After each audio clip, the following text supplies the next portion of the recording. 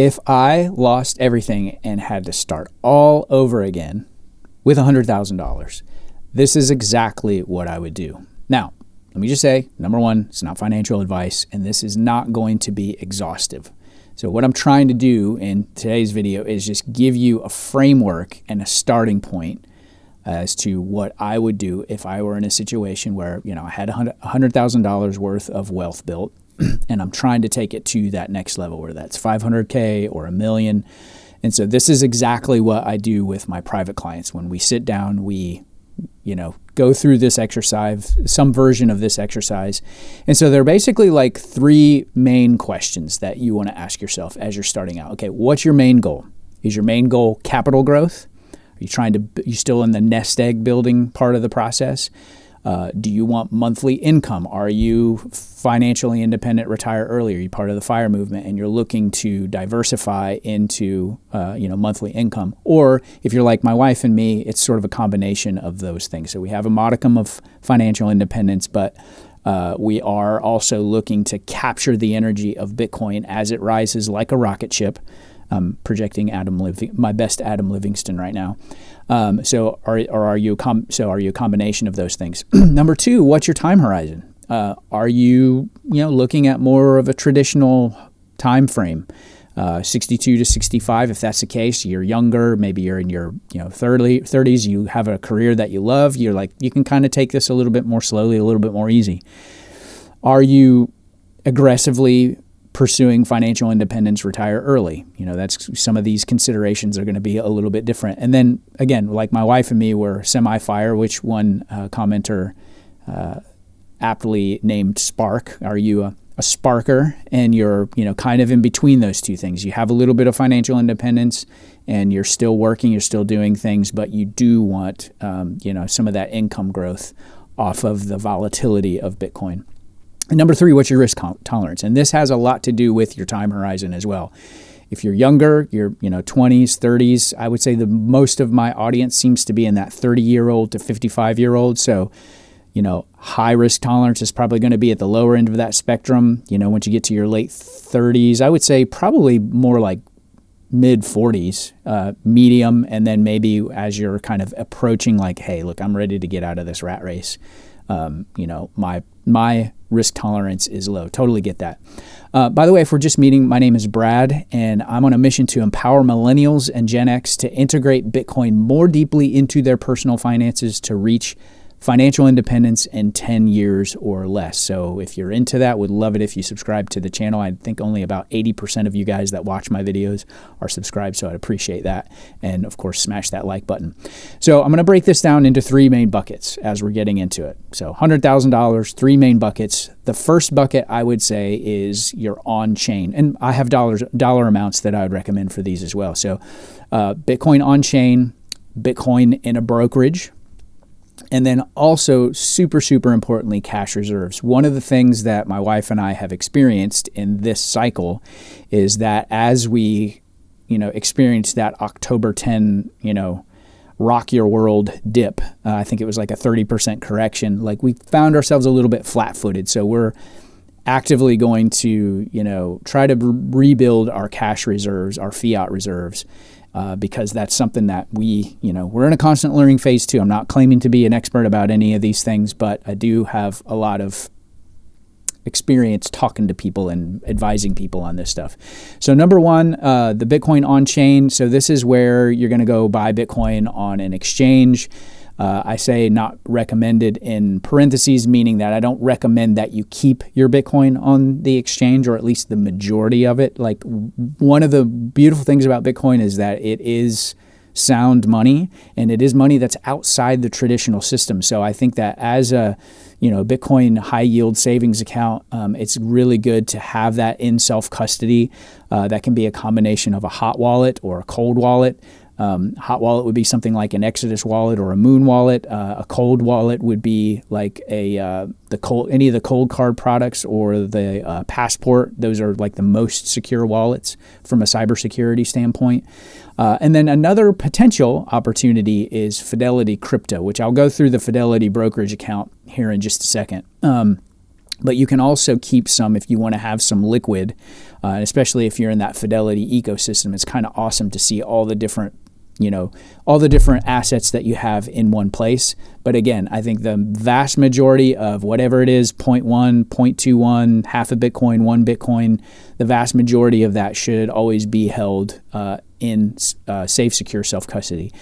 Then we move into the Bitcoin brokerage bucket. And so this is where you're going to be able to buy, the ETFs. So in the States here, we have, I think, like 11 ETFs, IBIT and FBTC being one of those. Those are going to be sort of the long-term capital growth. And then if you're like my wife and me, we're looking to diversify into getting into some ETFs and preferred stocks that are generating a monthly income. So for that, you have IBIT. And by the way, if you're not following along, we're dipping our toes into the IBIT covered call ETF. So I'm doing a monthly update on, how that is performing and sort of how our thought process is progressing with that. And then STRC or Stretch is a strategy preferred stock that yields a 10.5% dividend. And then you can also you can hold cash in your brokerage account as well. And I'll do a deep dive into what the buckets inside the brokerage account might look like as well. And then bucket number 3 is cash reserve. So I'm a dyed in the wool Dave Ramsey guy. I do believe he says 3 to 6 months in living expenses as a minimum. I say 6 months to a year, but that really is going to depend. Like if you got 100K, there's going to be some differences here. So that's going to be liquid cash. I will talk a little bit more in depth about how we use the Fold Visa card, which is kind of like a Bitcoin checking account, traditional bank account. Also, we use a community credit union here as well, and then that Fidelity cash account, which I'll talk about in the next slide as well. So what about the amounts? Okay, so what would I recommend for each one of these buckets? So again, this is, I know I don't want the comments to like light up with, oh, how dare you, you, especially the Bitcoin maxis, of which I am one. They're going to say it should be 100% in Bitcoin. Sure. Okay. Yeah, that's fine. If that's your preference, great. I get it. But I would say, roughly a little more than a third of your 100K, I would say, have that in Bitcoin on chain in some, in one of these, that could be a combination of having a little bit on an exchange, a little bit in self-custody, a little bit in a hot wallet, maybe a little bit in Fidelity crypto. This is where we get into the personalization of, okay, well, what does that look like in your situation? If you've got an inheritance situation, what does that look like as well? I would say also 35K worth in the Bitcoin brokerage account. So this is where, you've got your ETFs, your preferred stocks, maybe a little bit of cash in your taxable brokerage account.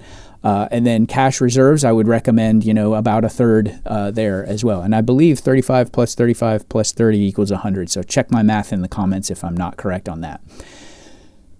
So those are how I would allocate into the 3 main buckets. What I wanted to do is just kind of do a little bit of a deeper dive into the brokerage account and what that looks like. So the brokerage account is going to house, all the instruments that are, not your on-chain Bitcoin. So I use Fidelity, but you can use any brokerage that you want: Schwab, E-Trade, Robinhood, Vanguard, which actually I left Vanguard a couple of years ago, oddly enough, precisely because they wouldn't allow us, when the ETFs came out, they wouldn't allow us to buy them. So I see you, peace out, Vanguard, but happy that you're, finally getting with the music here. SoFi, Webull, and JP Morgan. There may be other ones, like if you've got one that you prefer, leave that in the comments. I'd love to hear, what's working for you. But Fidelity is the one that we use.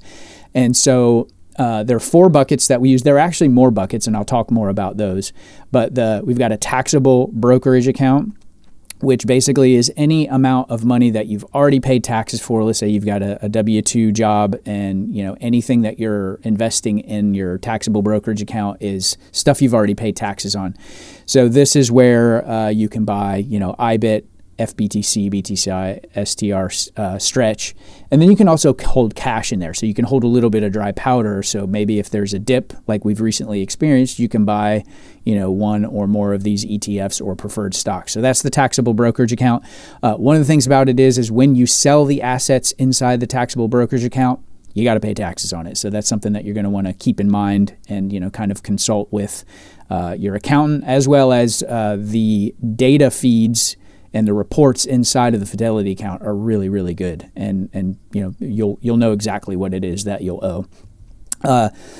The next one that we have is a rollover IRA. So all of my old 401ks from, my corporate days, I rolled over into a rollover IRA. And again, this is where you can hold the ETFs, the covered call ETFs, as well as the preferred stocks or stocks. MSTR is another one that you can hold in there.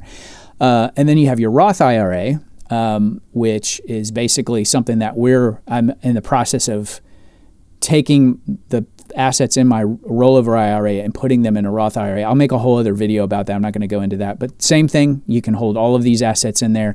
And then one that I don't hear a lot of people talking about this, but if you have a health savings account, instead of just holding cash, you can actually move your health savings account to a brokerage like Fidelity, and you can start buying assets inside of that, and instead of it just sitting in that melting ice cube of cash. So this is where we do have some IBIT, some BTCI. We don't have any stretch yet. That's something that I'm still in the research phase, and I'm trying to figure out if that really kind of meets our goals right now. And then also some cash in there. So you may want to keep some cash in there as well. And then finally, let's talk about that third bucket of cash reserves. And so this is where, you're going to keep, $30K of money in a bank or a credit union. I left money market off of here, but that's something that, you could actually hold that in your taxable brokerage account at Fidelity in an instrument like Stretch. That's going to give you a 10.5% yield, which is way better than any money market that you're going to be able to get. And that's precisely what Michael Saylor and those guys, that's why they've created it, because they want to go after that, trillions and trillions of dollars worth of money funds that are sitting in money markets. One thing that I've talked a lot about on this channel is the Fold card. The Fold card is basically a Fold Visa debit card. It's the closest thing to a Bitcoin checking account. So you have a routing number and an account number, and it's amazing because you can do all the things. I'm not going to go into that, but that's something. I have a link in the video description below if you want to try that out. The Fidelity cash account is another bucket inside the brokerage account, and that's basically just a checking account. You've got a routing number and account number there. Physical cash is something good to keep on hand. And then I like physical gold and silver as well, having a little bit of that. Like Catherine Austin Fitz says, maybe just enough to bribe the border guard if things get hairy. So again, not financial advice, but So that's the three main buckets, and what I would recommend having in each one of those: 35K on chain, 35K Bitcoin brokerage, 30K cash reserves, and then obviously, when we work together, whether in community or as one-to-one. As a one-to-one coaching client, we walk through, exactly how, all right, what should this look like in my situation? So our current posture, which I talk about all the time and I've already mentioned, is that we've got our on-chain Bitcoin. We're continuing to add to that, obviously, but we're not being as aggressive about that right now because, like I mentioned earlier, we're trying to really trying to take the atomic energy of Bitcoin, that nuclear reactor of Bitcoin, and start to have a Bitcoin monthly income stack. And the main instrument that we're using for that right now is this BTCI covered call ETF. And again, I'll continue to make content around that. And if you guys have questions about how that is and how it works, I just released a video a couple of days ago, but I know there's a lot of different ways to explain it. Those are the buckets that they're in. Our Fidelity brokerage account, obviously I've gone through all the buckets there. And then a little bit about NEOS, which is that cover call ETF. It's great because it does help you, capture the capital appreciation, although that might be a little bit muted because of the way the fund works. But that monthly income through distributions is really awesome. I just made a video a few days ago about our November income, which was right under $1,100 for a pretty modest investment in terms of our holdings there. So I'll keep you posted on that. And I'm curious, what's your posture? Where are you in this process now? Are you, I know a lot of you guys are still trying to get to that 0.21 or 0.25 or a whole Bitcoin. So you're still in the capital accumulation process. That's great. Are you pursuing FIRE? Did you sort of find me through the FIRE movement or Bitcoin content or crypto content? I really do appreciate all of you guys that are new subscribers. leaving comments, let me know your thoughts, questions that you have, stuff that I say that doesn't make sense. I respond to every comment. So I really appreciate you guys, and I'll look forward to seeing you in the next one. Okay, since you made it this far in the video, I wanted to offer 2 resources that will help you integrate Bitcoin more deeply into your personal finances. Number 1, Gemini's Orange Bitcoin MasterCard. You can earn up to 4% Bitcoin on everyday purchases like gas, dining, groceries, retail purchases. There's no annual fee, no foreign transaction fees, and no exchange fees on any of your rewards. Plus, if you sign up today using my link in the video description below, you get $200 in Bitcoin when you spend $3,000 in your first 90 days. And if you're watching this before December 8th, Gemini is currently offering 5% cash back in Bitcoin for everything on every purchase up to $2,500. The link is in the description and the comments below. Number 2, I'm also offering one-to-one calls to answer questions and to help you integrate Bitcoin into your personal finances more deeply, including traditional FIRE and Bitcoin planning, as well as Bitcoin self-custody. Link is in the video description below for that.